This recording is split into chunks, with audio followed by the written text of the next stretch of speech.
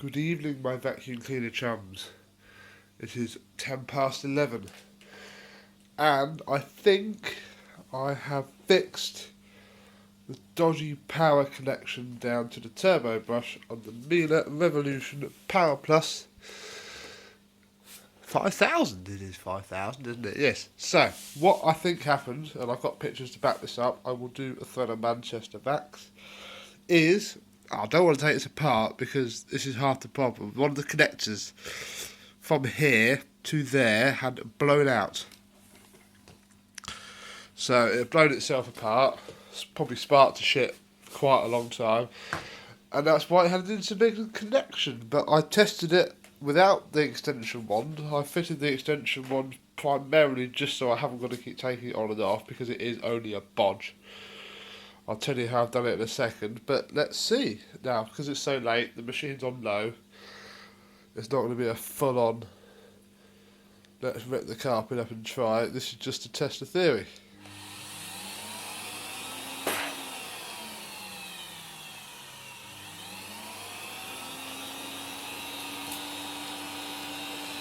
Oh really, you weren't earlier?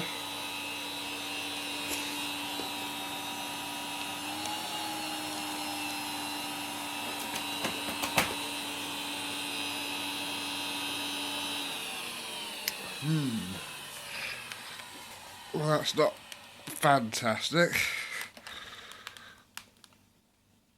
I got it working off the tube. Let me pause, get it off the tube. I've had this working. Don't ruin this video for me, Miele. Here we go, right, there's something wrong with the pin on the tube. I don't know if you can see, but that one there is the one that connected to the burnt out part on the hose. I don't know how close I can get. But it's really black and charred. And it sits just a little bit lower. So somehow I need to get the end off of this pole. So, like this however, it does have the problem where if you turn that, it buggers it. And I haven't fixed that yet, because that wasn't what I was aiming to do. I do need to clean up all the contacts, so let's try again. Come on.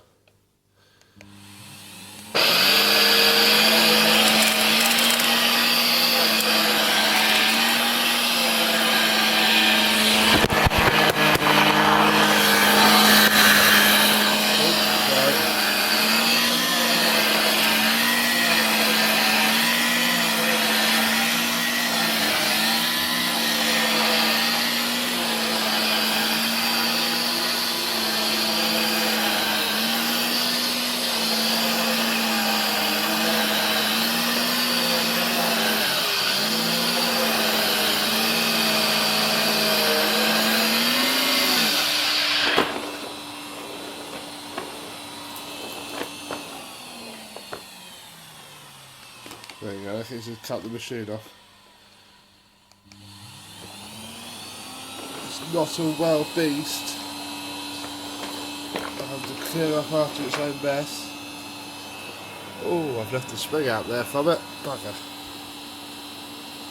Oh, that might be why that doesn't spring up. That should spring up, but it doesn't. Ooh, but that's on my safe. Not having it all apart there.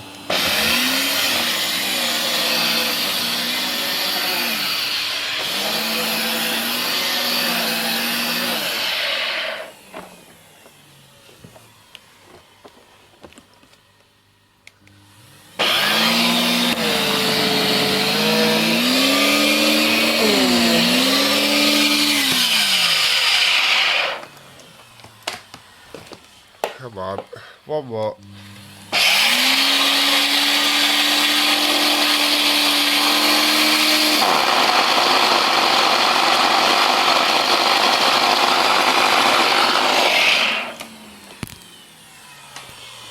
That's enough. I'm turning this off. It's not very well. So I have a pretty knackered hose, which could be fixed. I might just need to find the right connectors because they're just crimped female bullet connectors. They're just quite small, so I should be able to find something. I might need to rerun and resolder the wire from the little PCB down into there, which will be bloody difficult because it all runs through there and that bit won't come out because the wire's quite a bit shorter now and it's quite tight in there. So I need to do that and hopefully crimp a new connector on. The light doesn't work and it actually made me laugh. It's not LED, it's a little strip light. Little halogen tubes with a proper style starter on one corner. You'll see in the pictures, so one of those is probably dead, although it did work, so maybe I just haven't put the starter back in properly. But there we go, for a £5. Give me something to do. You won't see much of this from now on because I'll be honest, it's quite an in-depth project. I mean, look at the state of it. One thing I noticed is that the power switch doesn't seem to work very well. And I thought that was cracked, but it's not. It's just where the finish is worn off underneath, I think. See, the reset button's gone away as well. So yes, I will keep this. Probably have to hide it up in the loft because we've got sod all space. Actually, here's something else as well. Listen to this. That is where it needs a new bloody cable. But that's not too difficult. The cord rewind sounds horrific.